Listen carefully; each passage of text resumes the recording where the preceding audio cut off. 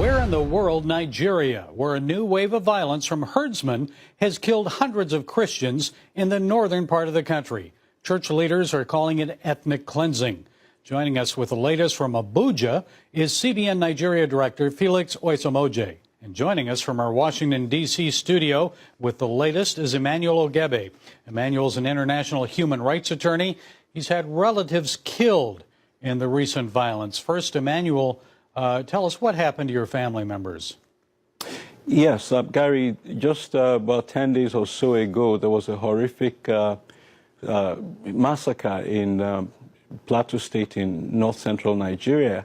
And I just, saw the news from contacts there. It wasn't until a couple of days later that I learned that 6 of my relatives died in that attack. From what we've been able to piece together, the husband and his pregnant wife tried to take her out of the house to safety and come back for the kids. But they ran into the herdsmen on their way. They shot him and his pregnant wife, and they went into their home and they killed their 4-year-old son and their 6-year-old daughter, who were asleep in their beds. They also had 2 relatives who were visiting for the summer break, and those were killed as well. So this was really a horrific slaughter. Over 238 people were killed. And Gary, what breaks my heart is the brother to the gentleman who died says that the family spotted the corpses and they said, we want to take our corpses and bury them. And the authorities refused and insisted on giving them a mass burial because they don't want the truth to emerge as to how many people really died in that horrific massacre in Plateau State. Felix, has the violence against Christians subsided, or is it continuing? Gary, I will say we have noticed some escalation in the last few months. So you are right to say it's increasing at this point. Where is it specifically happening, Felix, and why? It's happening more in the Middle Belt area of the country. And the reason simply is because the Fulani herdsmen take their cattle into people's farmlands. They eat up their crops on the farm, and when the people challenge them, then before you know, they respond with AK-47s. Where do they get the AK-47s? So I understand this is different than the Boko Haram violence, those terrorists. Where do they get the AK-47s, and why are they responding that way? That has been the question, because given how much an AK-47 will go for, a Fulani herdsman will probably need to sell all his cattle to be able to buy an AK-47. Gary, what we have is a genocide. They are trying to displace the Christians, they're trying to possess their lands, and they're trying to impose their religion on the so-called infidels and pagans who they consider Christians to be.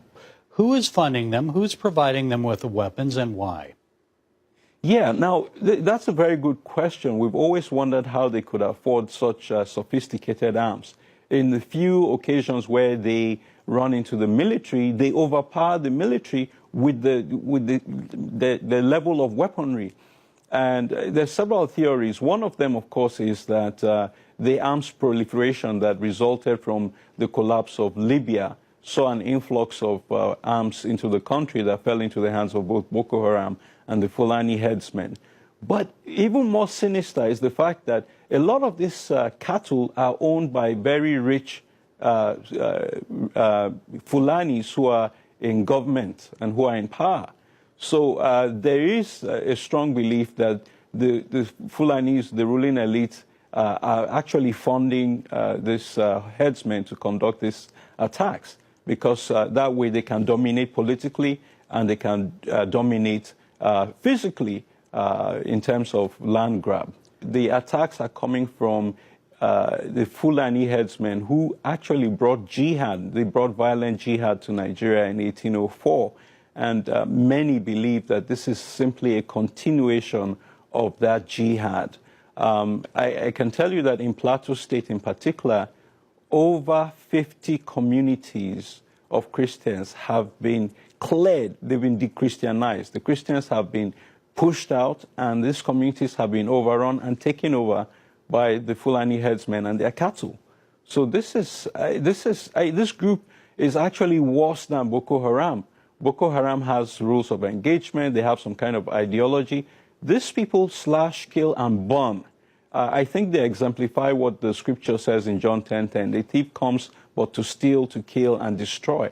And they're destroying. Christians are being hunted on their farms, in their homes. They're being slaughtered. This is a genocide. In Benue State alone, this year, over 500 Christians have been killed in that one state, including, Gary, you must have heard about this, the shocking attack in April where they attacked a church mass and they killed 19 people, including the priests who were serving communion in the church that morning. So 19 worshippers were killed in church. One more recent incident, last weekend, the Archbishop of the Anglican Church of Jos, his home was attacked and one person was killed. So, Gary, what we have is a genocide. They are trying to displace the Christians, they're trying to possess their lands, and they're trying to impose their religion on the so-called infidels and pagans who they consider Christians to be. CBN, I know, has worked in Nigeria for years, Felix, and I know in the past we've reached out to help people displaced by the Boko Haram violence. So what are we doing now to help? One of the things our team just came back from a place called Kagoro in the north central area of Nigeria, where has experienced a lot of violence as well related to the Fulani herdsmen. We just came back from doing a whole 1 week of free medical services to that area because a lot of people are suffering with no medical attention. So we've been able to go there and provide free medical services.